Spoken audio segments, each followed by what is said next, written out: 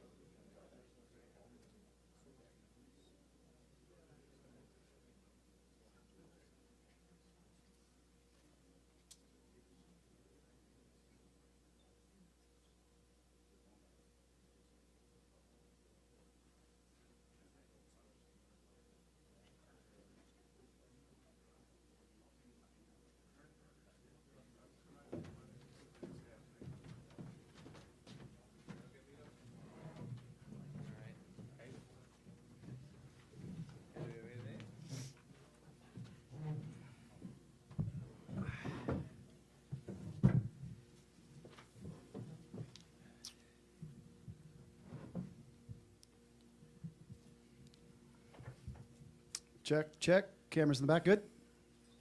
Sorry for the short delay here this morning. Attending to a little family matter. Looks like everybody's okay. I would like to just take a minute and thank everybody for being here today. These negotiations had a lot of twists and turns, and there was a lot of things going on, and I just personally want to thank the media for being patient and understanding throughout these negotiations. We are officially here today to announce the signing of superstar shortstop Carlos Correa to a 6-year guaranteed contract that will keep Carlos in Minnesota through at least the 2028 season, and an opportunity to keep him here much longer. To my left, I want to make some introductions here. Twins Executive Chair Joe Polad, Twins President of Baseball Operations Derek Falvey, the man himself, Carlos Correa, and Carlos's agent, Scott Boras. We'll hear from Derek first, followed by Carlos, and then we'll open it up for questions.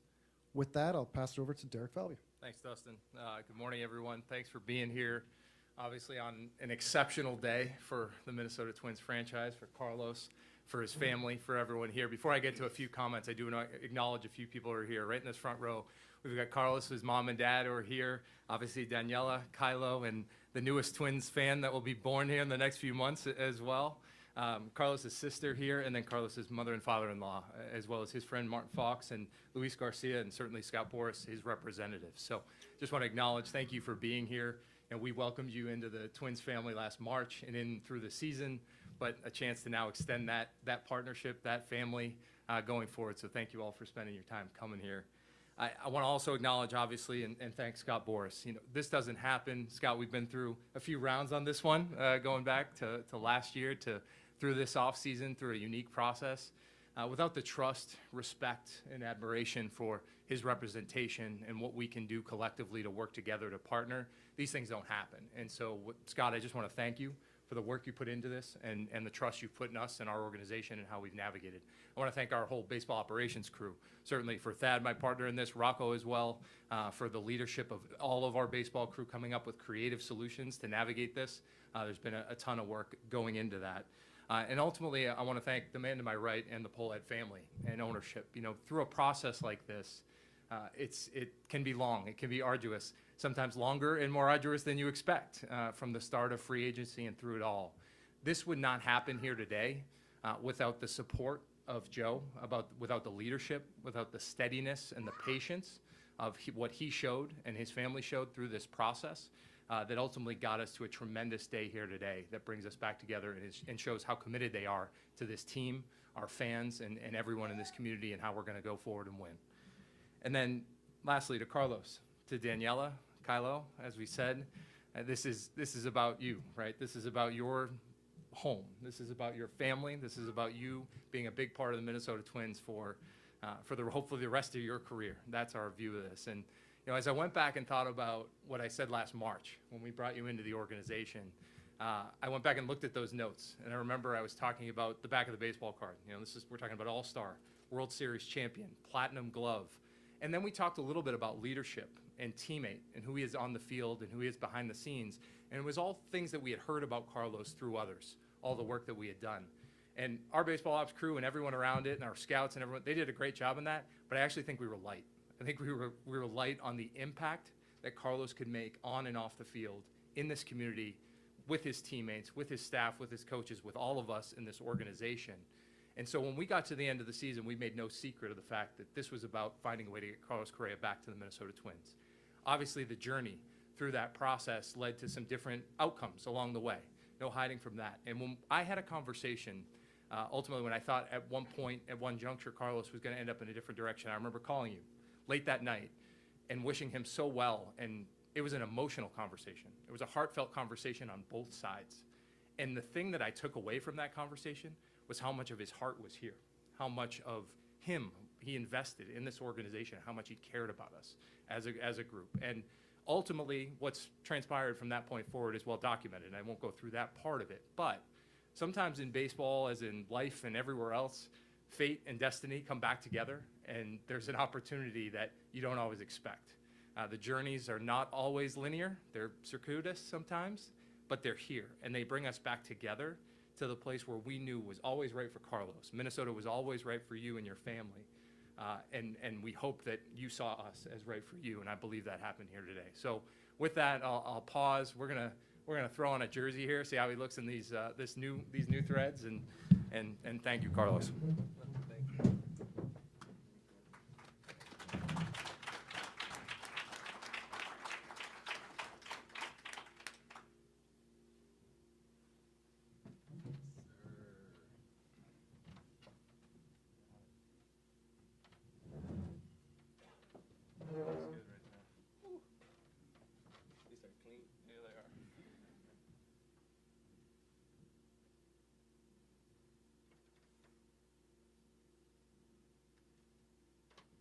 Fashion show 2.0. Yeah. Everybody's thinking it, but I'll say it. That looks pretty good. Now we'll hear from Carlos. I wanna thank the Minnesota Twins organization. I wanna thank the Pohlad family for making this possible. Derek, Thad, and everybody involved. Like you said, last year when I came in, I felt welcome right away from the get-go. I felt like I was part of a family. So throughout the whole process, to be able to communicate with you guys, talk to all my teammates, communicate through the whole process, talking to Boxon almost every day, talking to Miranda and all the guys. Definitely, like you said, my heart was here. So I'm happy we got this done, and I want to thank you guys for that. I want to thank my wife because you're my support system throughout the whole process. You were there for me the whole time, knowing that everything was going to be all right and God was going to put us in the right place. I want to thank my son because these few months throughout this whole process, he's kept me busy. Yeah, you kept me busy. Yes. And the love of a father, it's something that can be described, as you guys know. I want to thank my father, my mother, because without you guys, I would not be here today. All the sacrifices you had to make growing up, poor in Puerto Rico. When I told you at 8 years old that I wanted to learn English because when I got to the big leagues, I wanted to be able to speak for myself. You, my dad, for taking an extra job so you could, afford bilingual school for me.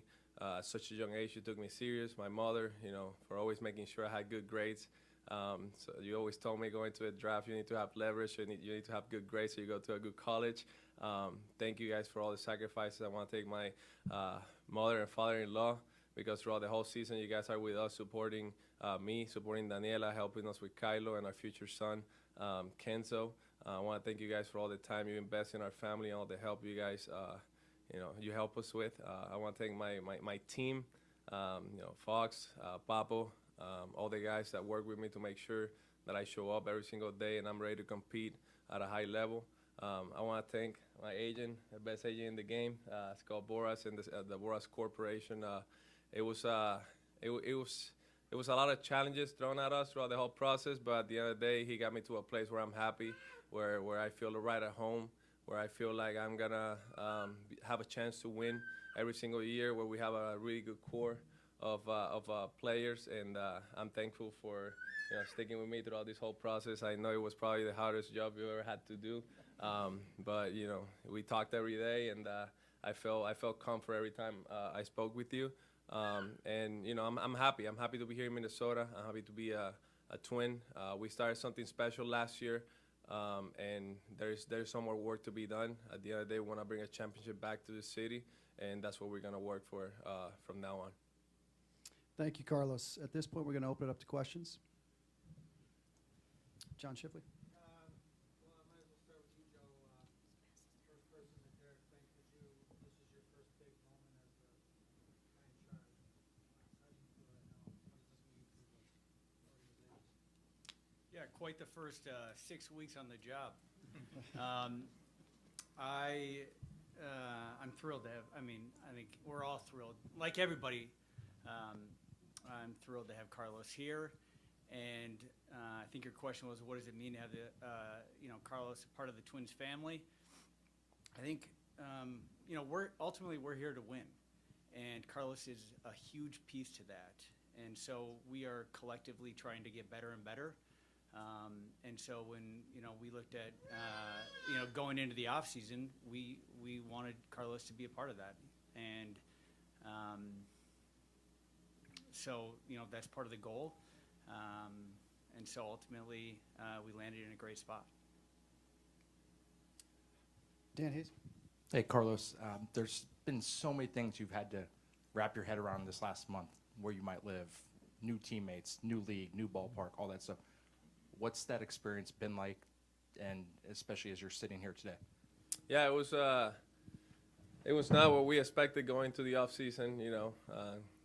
Traveling around the United States and going to different parts and getting the whole process done. But we stayed true to the process. I never forgot that I was a father, and I was not gonna let that affect me at home. So I kept my spirits up throughout the whole time. I was enjoying my time with my wife, my son. I kept working out and staying ready. So the whole process was crazy, but the end game was great. I'm happy where I'm at right now, and I'm excited that I finally get back to work. I know where I'm gonna be for a long time, and I can help lead this group of young men to where we want to get. Over here, Phil. Carlos, from your point of view, what happened with the Giants? What happened with the Mets? And ultimately, how did things change and bring you back here? Yeah, one thing I learned throughout the whole process was that doctors have a difference of opinions I had a lot of doctors tell me that I was fine. I had a lot of doctors. I have some doctors that said, it wasn't so fine.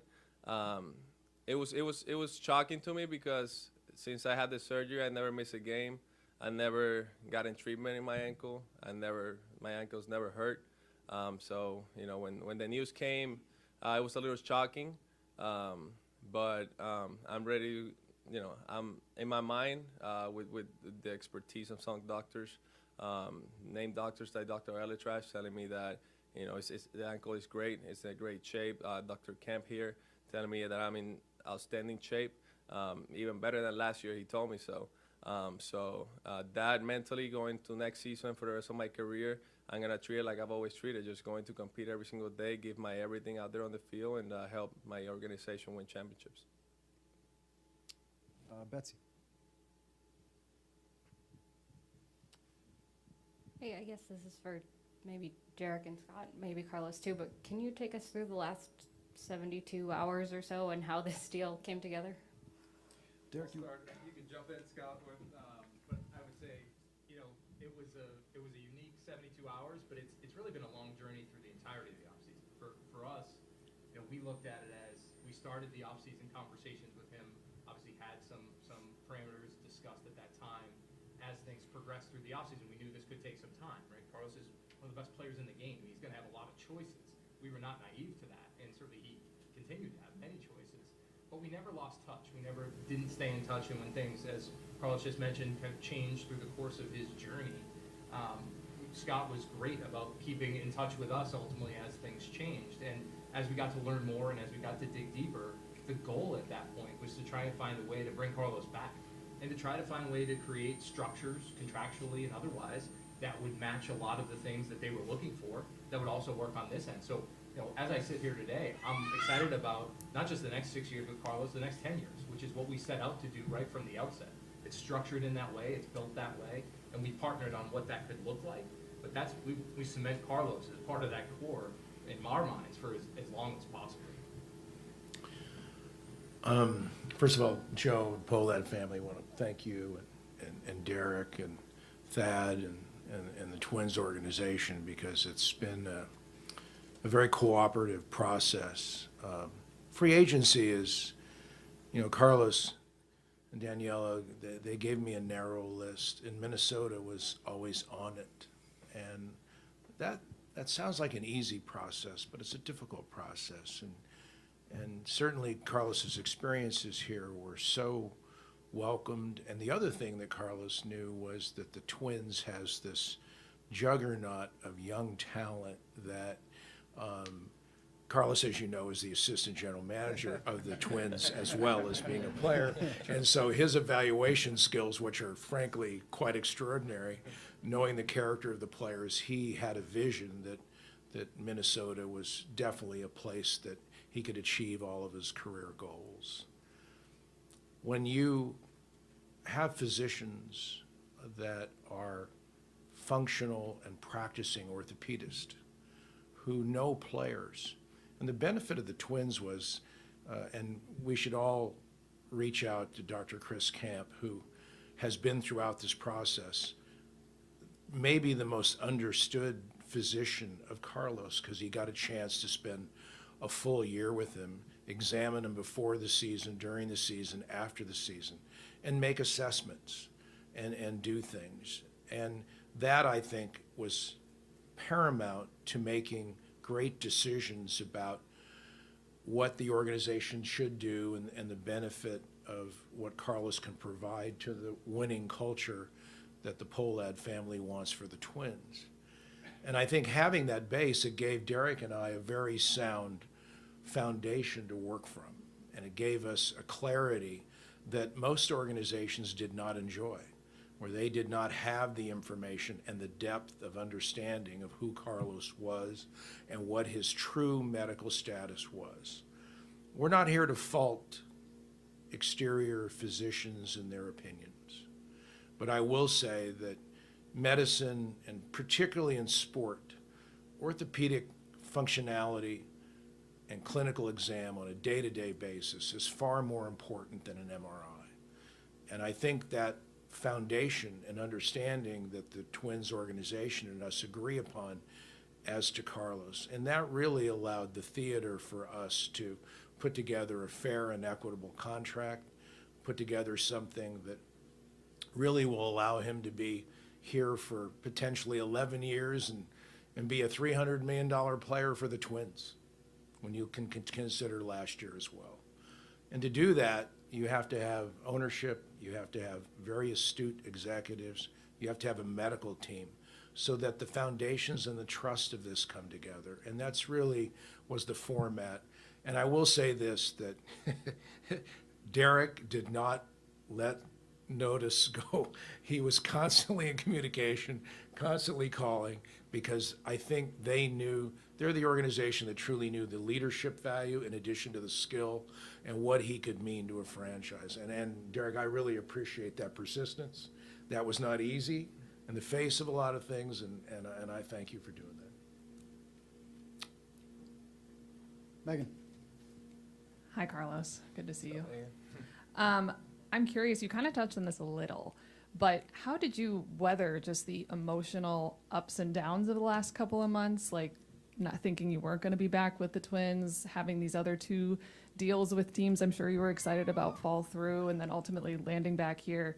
It's just a lot mentally, so I'm curious how you were able to kind of persevere through all of that. Yeah, it was definitely an emotional roller coaster, but as you know me very well by covering me every single day, I focus on the things that I can control. And some of these things I had no control over them. So I was not stressing over it too much, just for the simple fact that I could not control their decisions and what some other doctors said.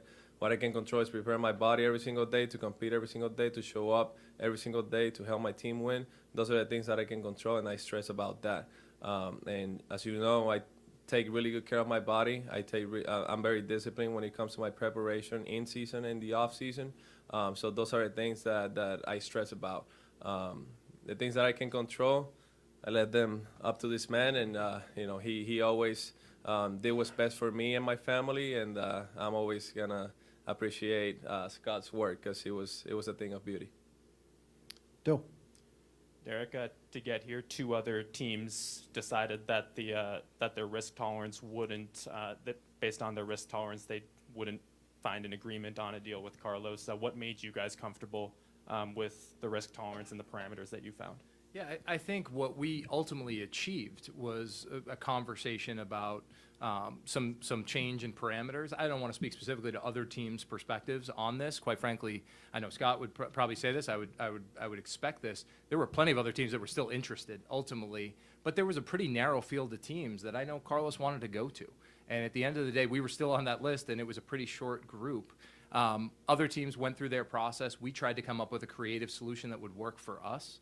And ultimately work for Carlos and find that overlap, and we did that. But I think what we learned through that process, and again, I just think back to that conversation I had with him that night, his heart was still here. There was still a drawback here, and ultimately there are parts of the journey that take you different directions. But I think what was clear toward the end, what Scott relayed to us, was how much Carlos wanted to find a way to make it work here. And that's ultimately what we felt, how we would get there. So we felt really good about this deal, the way hopefully it's structured. Ultimately, as Scott just articulated, a chance for Carlos to be an 11-year Twin, maybe longer, right? Hopefully longer. We want him to finish his career as part of this organization. Dave. Derek, what did that persistence look like on your end? Like, how often were you optimistic, pessimistic? The emotional journey of that part, I would say that we just, as this was progressing and ultimately there was a new conversation to be had. This is where I credit Scott and his team and Carlos and quite frankly, I said this earlier, for Joe, ultimately taking over this role and this opportunity and what he's done. Obviously, he's been a part of our team for a long time. I can think of no better way to articulate the seamless transition from Jim, his uncle, to Joe than what we just went through. Ultimately, going back to March and the contract we came up with, and then the offseason. And Joe's been a part of those conversations for the last 5+ years, at least that I've been here. So I expected that. But Joe's patience was matched in a similar way by what Scott and Carlos were showing, but also that persistence and that desire to find a way to get to the outcome. At any point during that journey, any of us could have said, you know what, we've tried, we've gotten to the end point, we can't go any further. But nobody on this dais or part of our baseball operations crew, Rocco, our coaching staff, his teammates, these guys all wanted Carlos back to be a part of the Twins. So we just had to stick with that. In the end of the day, we know how our fans responded to Carlos. We know what he did in this community over the last year. This is a huge moment for our organization and everything going forward. I know we're talking a lot about what transpired in between, but the way we look at it is this is about today forward, and about how Carlos is going to be a core member and key leader of this team, hopefully for a long, long time. Patrick. Scott, from a distance, it looks like the teams wanted length early, but then they were worried about length when they did am I right? They were trying to keep the cap number down a little bit, and then not the cap number, but the luxury tax down, and then they worried about length when they saw the MRI. Am I right or wrong here?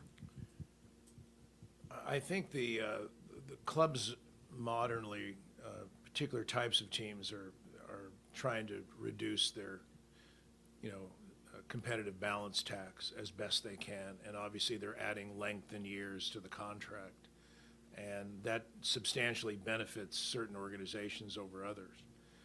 However, in the fairness to the player, you have to look at the fact that he has to execute a contract, and in one term they want length, and in other terms they don't, and that's where it comes back to medical opinion. This scenario is about a large separation in the orthopedic community about functional fitness and clinical exam versus looking at an MRI. Surgeons who don't treat athletes, but they do a lot of surgery, will look at an MRI and say one thing, and the other doctors that treat patients and look at them, and they find little credence in the MRIs when they've seen dramatic performance, particularly over an 8-year span, and they're going to reward that with functional fitness and say certain athletes have certain pain levels, certain tolerance. There's almost, many orthopedists believe there's almost a Darwinian concept where you actually grow into a formation of your being able to complete and perform. These things are all in the orthopedic community. They will all tell you, but it is a dramatic chasm between how some doctors feel and other doctors feel about the longevity of a player's performance. Jim. For either Derek or Scott or anybody who wants to talk us through it, would you just explain the mechanisms that would make it longer than a 6-year deal and what it would take for it to be an 11-year deal? Yeah, so it's really pretty direct. I know there's a lot of, you can do a lot of unique things in a contract around the later years, particularly around options.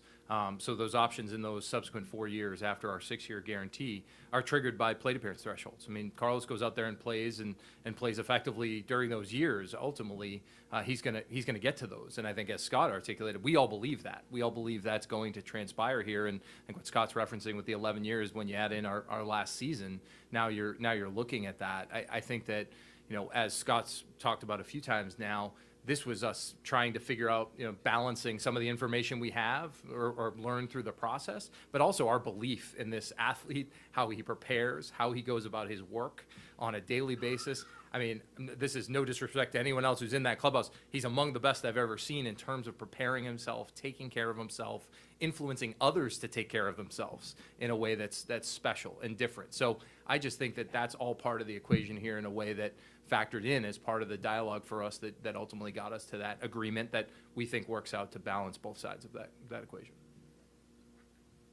Dan?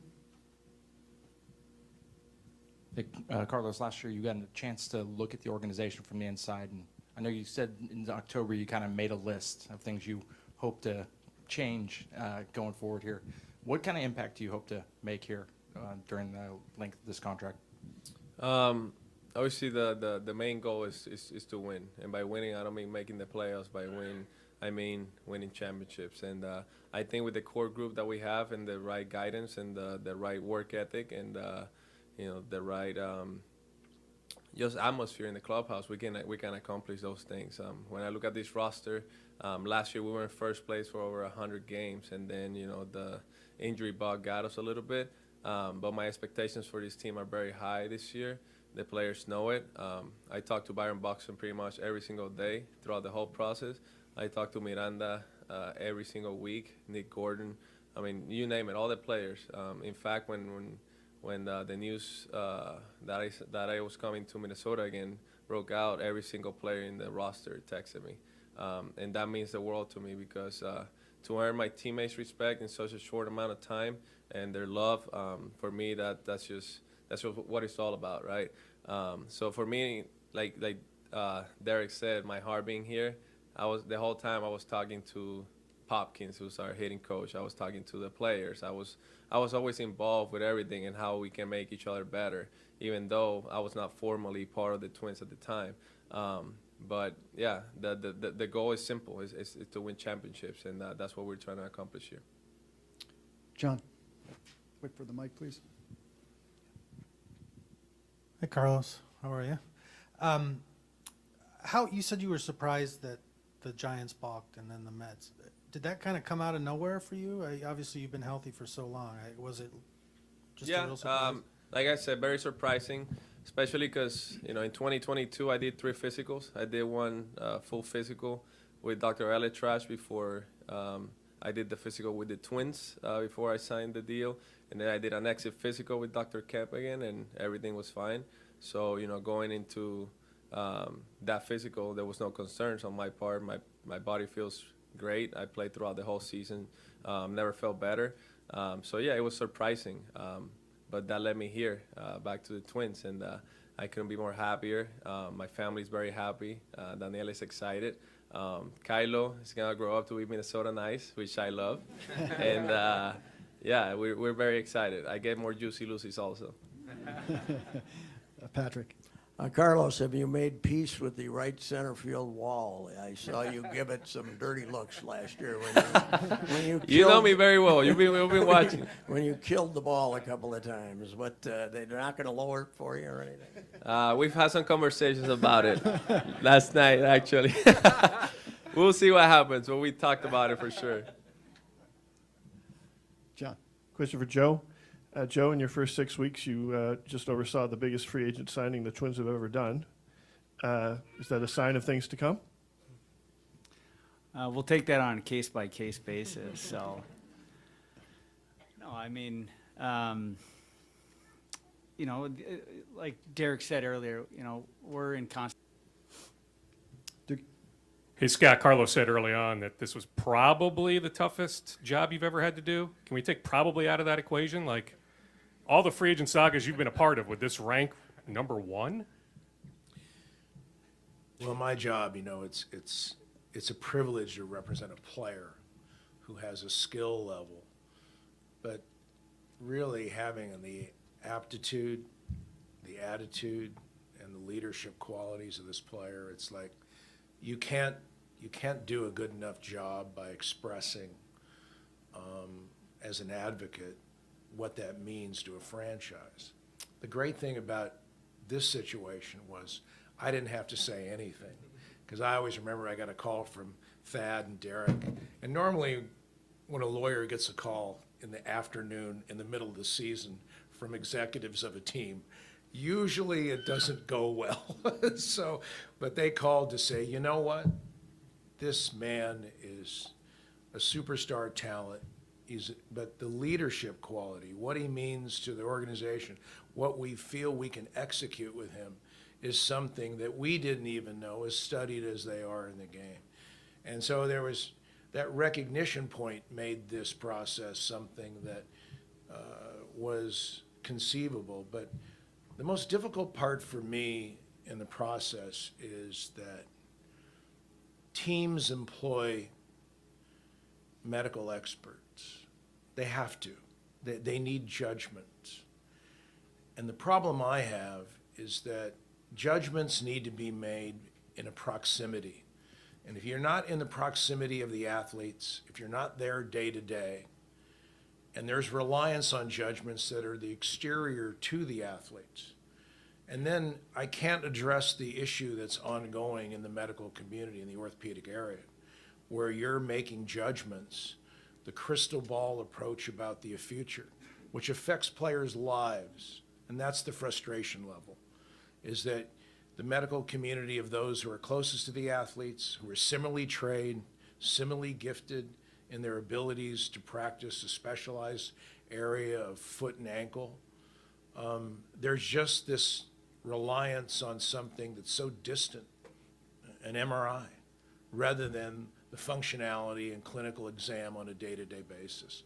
That was difficult for me, because you watch a family go through this, and frankly, you watch organizations go through it, because they would like the exams to be favorable. They want to execute what they believe is, and so this is something that the medical community, in my mind, needs to sit and make judgments. And the reality of it is, those allowed to make judgments need, in my mind, need to have the proximity of the treatment of the player being direct rather than indirect before they can be relied upon to make those judgments. And that, to me, has been the most difficult part. One of the great parts of this, though, is to see the performance of a player, his execution with a team, and to see a team then reach out and know how important that is to them and what it means to them and their understanding of the game and of a player, because that honors a player. And I'm so glad that Carlos and Daniela and their family got to know that a team really, really, truly understood and trusted a player for things well beyond his skill, and to have a physician that worked with the player year in, year out, make an opinion that was truly his own, truly based upon, I think, facts that a lot of doctors didn't have to get this deal done. Jim. Other than that, I'm not frustrated. For Derek and Assistant General Manager Correa, how does this signing affect your pursuit of other players in free agency or via trades? Does it limit you in any way, or does it embolden you to go out and get somebody who makes a big difference now? Yeah, I'm afraid to defer to my assistant GM on that comment right now. But no, I think Joe just touched on this. We never view our job to be an end point, right? Even into and through spring training. So that won't change, right? Our pursuit. I think what's clear to us is by adding Carlos back into the mix, we think obviously that's a significant impact on this year's roster. What are ways we can continue to explore ways to continue to add to that roster? We've made no secret of that being our goal and our mission through this process. Obviously, free agency this year, in a unique way, sped up maybe more than it had in previous seasons. So from a free agent market standpoint, not to talk to specific players, as we look at our roster right now, Carlos alluded to some of them, we feel we have a lot of real depth there and a lot of good players already on our roster. I'm not sure there's that many opportunities out there via the free agent market for us to make that group better. But that said, it doesn't mean we aren't going to continue to think about ways to be creative that could help improve our roster in different ways, whether that's through trade or otherwise. So I would just say we don't have a clear-cut next step on that, but we'll continue to work likely up and through when we get to Fort Myers. I know Scott's going to join our medical team. So. I think Kylo's getting close to wanting to see Dad, so maybe time for just a few more. Phil? Derek, all credit for staying in touch aside, no one could have predicted this convoluted path. I don't imagine this was part of the strategy. To what extent do you feel lucky? And conversely, was there any inkling on your part, on the team's part, that there might be difficulty with the Giants and the Mets deals? Yeah, going into the process, I would say that we certainly feel very fortunate to be sitting here today with Carlos, because this was our goal from the outset. How we got here, obviously, as you just mentioned, was a unique journey.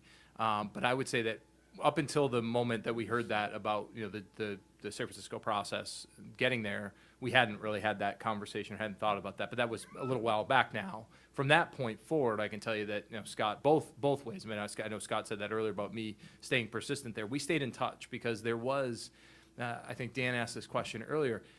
What would have stopped us from potentially continuing that process or that part of the conversation? It was so clear to me then, even when that transpired, that he was very interested still in coming back to the Twins.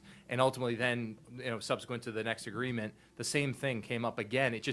it's a feel. I guess that's just more of a feel thing, and they can speak to it more than anything else because they were on the other side of it. But it felt like he wanted to be a part of this. So we never gave up hope during that period of time that we could find a solution to bring him back. And until that door was truly closed, we weren't going to let that happen. So I do feel fortunate to be sitting here today, but it was always part of our mission from that point forward when we found out there was potential uncertainty around the first landing spot that we figure out a way to bring him back here. Doe.